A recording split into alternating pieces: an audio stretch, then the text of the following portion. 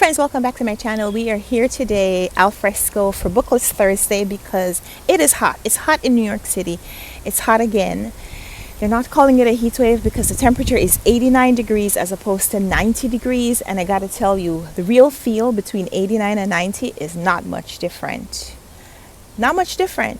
So it's hot, guys. Are you composting? Have you done anything for the climate today? Let's start all the videos with that question. What have you done for the climate today? Because it shouldn't be a yes or no. It should be a call to action. What have you done for the climate today? Go do something. If you haven't yet, pause this video, go do something, go recycle something, go upcycle something, go compost something, and then come back and watch this video. So yeah, we're here today for Booklist Thursday. Every Thursday, the goal is to present a book list to you for you to think about. Have you read these books? Have you considered these authors? And if not, maybe you want to pick them up. So it is August, and we are in Women in Translation Month. It's being celebrated as Women in Translation Month. And the idea for Women in Translation Month being celebrated in August started with a blogger, and I will put a link to that blog. I don't know if the blog is still active, but I'll put a link to that blog so you maybe want to go support them and let this blogger know that they're doing a fantastic job. Like, guys, let me tell you, blogging is difficult. For the people who make a lot of money from blogging, it's people who have very consistent blogs, but also they've built a following and they are churning out a product that people come for almost religiously. It is very hard to start as a blogger if you don't already have a following. I've been blogging now for several years, and I guess my focus has changed over the years.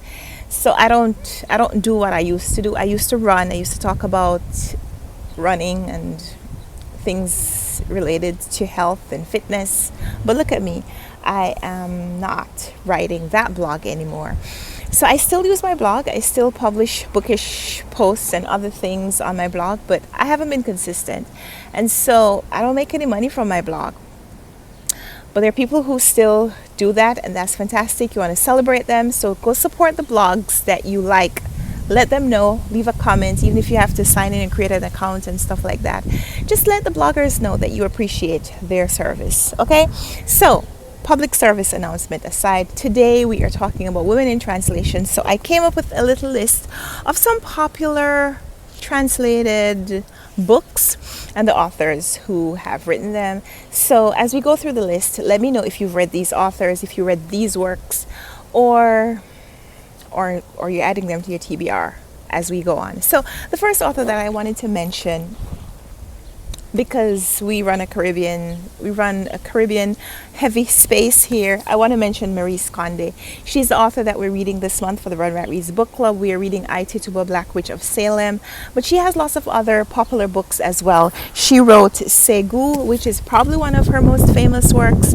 She wrote The Wondrous and Tragic Life of Ivana Nivana, which is her penultimate to this point novel. I think she has one that's a little newer than this, which I haven't yet read. And Windward Heights, which I own a copy of, but a lot of my books are in flux. So let me know in the comments down below if you've read anything by Maryse Condé, and if you haven't, if you're looking to read I, Tituba, Black Witch of Salem this month, then why don't you join the book club and read along with us, discuss the book with us at the end of the month. So give yourself a point if you've read anything by Maryse Condé, and if you haven't, add to your TBR for sure. Oh, did I mention I'm going to be adding the names of the translators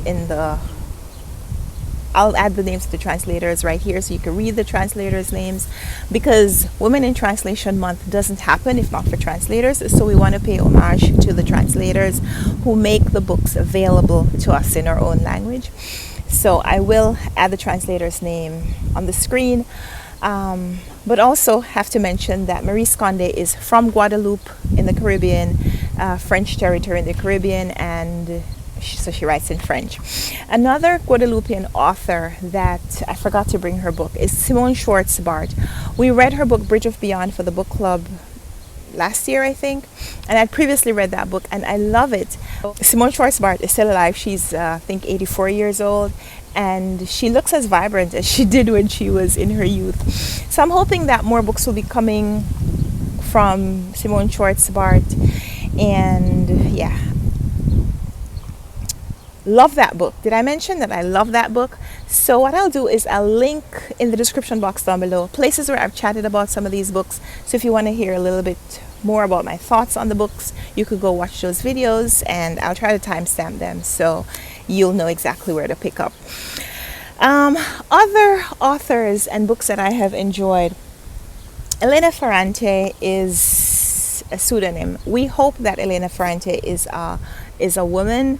There have been rumors that the books being written by Elena Ferrante are actually being written by a man. But for now, I believe that Elena Ferrante is a woman because she writes very vividly about the female experience. And her most popular works, I think, are the Neapolitan novels translated from Italian. I think Italian. Yeah, she's from Naples. And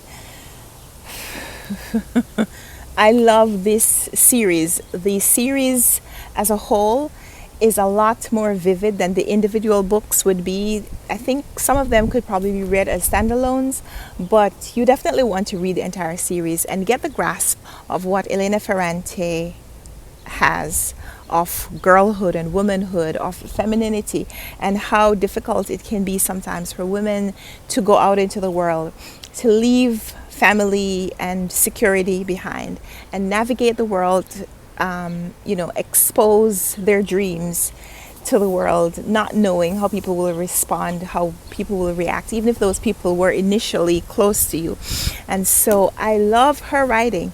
Neapolitan novels, other things that I have read from her include Days of Abandonment, in which she talks about the breakdown of a marriage, of a relationship, and how it wears on the woman, how it wears on the wife. And, it may be a stereotype, but I also feel like a lot of stereotypes are based on reality. For a lot of us as women, a lot of our identity is wrapped up in the feminine experience in our relationships, wife, mother, and we know the things that we are responsible for. We know the things that people consider us to be responsible for. And when a marriage or a relationship breaks down, it is a shift in our identity. And I think in that book specifically, Elena Ferrante writes very, very graphically, almost to the point of being voyeuristic, to see how a woman responds to the loss of that identity. So love Elena Ferrante's writing, and would highly recommend her. If you haven't yet read anything from her, go pick up the Neapolitan novels, because it's a big commitment, but it's one I think you won't regret. Other authors that I've really enjoyed over the years include Muriel Barbary. The Elegance of the Hedgehog was recommended to me by a subscriber. Lillian, I haven't heard from you in ages. Where are you? But, thank you for what you have brought to my life by recommending this book. Lillian told me about this book. She wrote several comments before I finally picked up the book. And when I did, I was just so happy that I read this book. I've since read something else by this author, which I didn't love as much. I read Gourmet Rhapsody, which was a little different in tone. Much shorter book. This isn't very long, but it's about 320 pages. So, love this book though. Did I mention?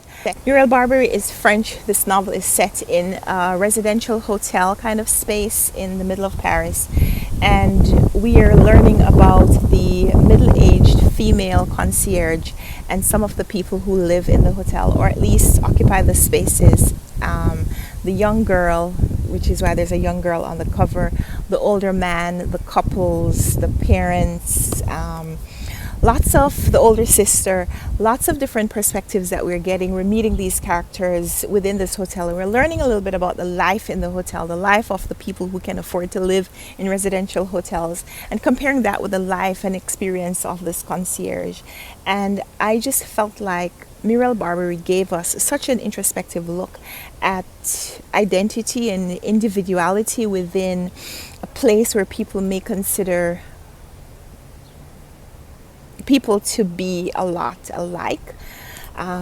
She also gave us an experience of romance and of love, true love. And man, I love this book.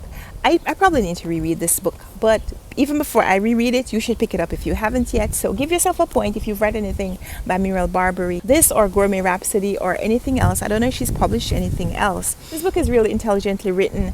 I think we get a little bit of a dichotomy of experiences by comparing the lives and the perspectives of the child and the concierge, and how sometimes one's thoughts can be projected on someone else, so that something I think becomes the other person's reality. It's really intelligent. There's some satire and comedy, and the humor in this book, there are places where it's laugh out loud and places where it's dark. But at all points, I think, a very enjoyable read. So definitely check off this book. If you haven't yet read it, go pick it up. But if you've read it, give yourself a point. Then there's some Asian authors that I want to spotlight. Number one being Han Kang. She gave us The Vegetarian, which won the Booker Prize, the Booker International Prize. She also wrote Human Acts, which was published, I think, the year after that. I like The Vegetarian, but I loved Human Acts. Highly recommend that book, and I have recommended it multiple times here, but also in my private life. I have gifted a copy of that book, which is why I don't have a copy for myself. But Han Kang shows life in South Korea in a way that I don't think I had experienced Asia before in that way. So maybe it was really vivid for me because it was my initiation into understanding some of the politics and the life of Koreans. So definitely read Han Kang if you haven't before, but pick up Human Acts. The Vegetarian is not for everybody. This is a little bit of a dark story and a little bit of speculative or magical take on a story.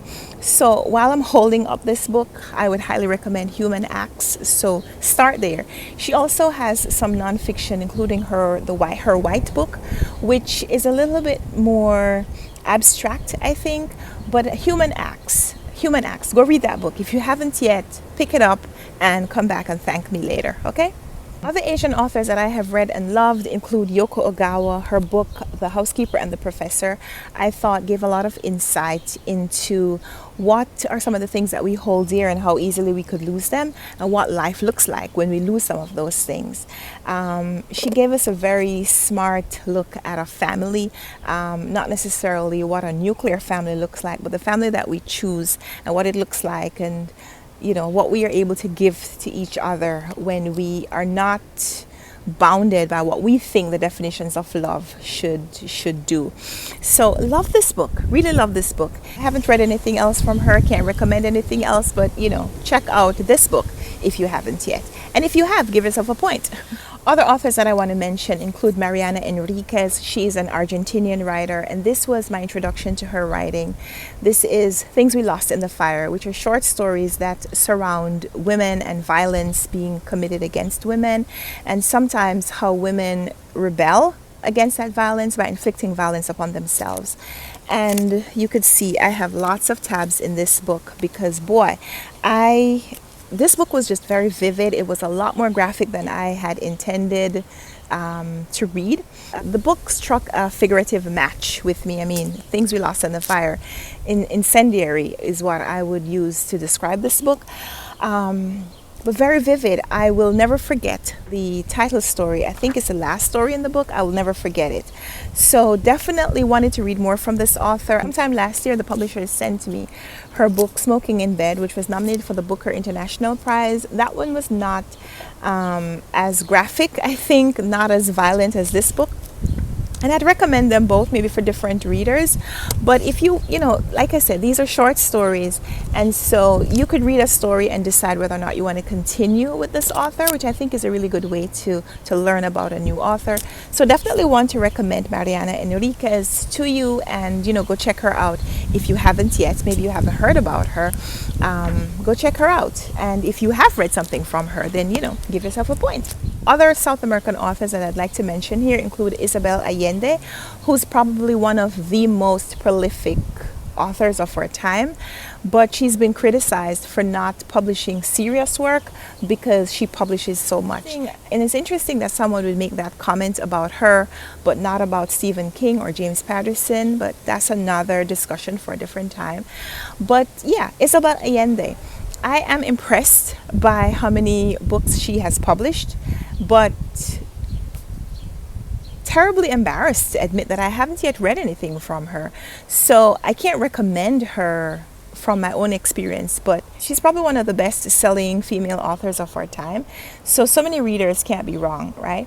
So a couple of books that I would mention here as points for you to check off on your list include her first book. I think her first novel was House of the Spirits, which originated from a letter that she was writing to her grandfather on his deathbed. And probably one of her most recent releases include A Long Petal of the Sea. Like I said, I haven't read either of those, but if you have, then you get points, of course. A couple of other authors that I wanted to mention include Rita Indiana, who is of Dominican descent, which means her family or she are from the Dominican Republic.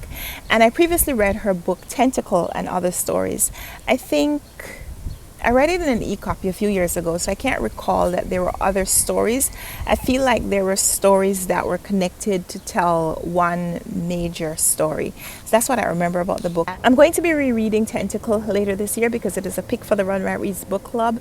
But if you've read it, then you get a point. And if you haven't, maybe you want to join us in book club again and read this book by Rita Indiana, Tentacle.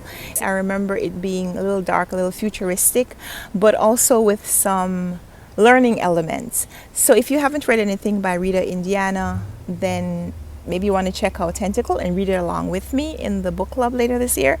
That's just a suggestion. Svetlana Alexievich is another author that I wanted to mention. She's doing some really important work with her literature. She's won the Nobel Prize for Literature, and I can understand why. She's one of those people who's giving voice to the previously voiceless. I read her book Voices from Chernobyl, also published as Midnight in Chernobyl, which of course recalled the Chernobyl nuclear reaction and the impact to people right then and over time. And that book is a compilation of transcribed interviews that she had with people who worked around the nuclear plant, but also people who are from the area, people who were living in the vicinity and were impacted in lots of different ways. And I feel like her book really brought home what it was like to be in Chernobyl around that time, in a way that you don't necessarily want to physically experience yourself, but you can put yourself in the place of the people who were there just from reading her works. She's done that with several other disasters. Her first book was entitled Wars on Womanly Face, was published in 1985, and she talks about the women who were impacted by World War II in that book. And her book Secondhand Time, she has lots of books for you to explore. If you haven't yet read anything from Svetlana Alexievich, go pick up one of her books. I think you'll be changed by her writing, by not just imagining, but being able now to witness what happens in some of these real people's lives. And yeah, I think her work is just so powerful, and so I want to highly recommend her. Another author that I wanted to highlight here is Algotta Carjack. She won the Man Booker International Prize for her book Flights, but she's also been nominated for her subsequent book Drive Your Plow Over the Bones of the Dead, which as a title I think is just fascinating. And I read this and loved it and want to revisit it because I read a library copy, and I was looking back at a vlog that I made when I was reading that book, and I had post-it notes all over the library book, and then when I took them out, I never actually put them back into this book. So it's a book I feel like I want to read again and maybe study like I did before and put some new tabs into this book. So if you've read anything by Algotta Carjack, give yourself a point. And if you haven't yet, maybe you want to start with Flights because it won the Booker International. Or maybe you want to read Drive Your Plow Over the Bones of the Dead because it's a shorter work. This one is kind of big. But whatever you do, go read some Algotta Carjack because her work is brilliant. And I wanted to round this list off with an author that I haven't yet read but want to pick up because I was just having a conversation with someone this morning who said that they're reading this book, and it makes me want to read it. So Miko Kawakami wrote a novel called Breast and Eggs in Japan, and it was a novella. And when it was offered to be translated to English, she reworked the story. So the characters are the same and the settings are the same, but the book itself is completely different. And I'm fascinated by that an author would take the same book, same title, because both works have the same title. One's Japanese, and of course one is in English. They have the same title if you translate them, but the books are completely different. I think that that's fascinating. So that's a book that I want to read. Maybe I'll read it this month. It's pretty short. I think I can include it into my TBR. So yeah, those are 12 titles, 12 recommendations for Women in Translation Month, but being offered to you as a book list for Booklist Thursday. So let me know in the comments down below if you've read any of these authors, if you've read any of these books that I mentioned, or if you have other suggestions from these authors that you want to post to me because you've read those books and you thought they were fantastic, then let's chat about that in the comments down below. So, go ahead and share this video with someone else who you think might want to play along with for Booklist Thursday. And I look forward to chatting with you in the comments. Give this video a thumbs up if you liked it. Subscribe if you want to see more. And we'll be back soon with another video. Until then, happy reading. Happy Women in Translation reading. Bye.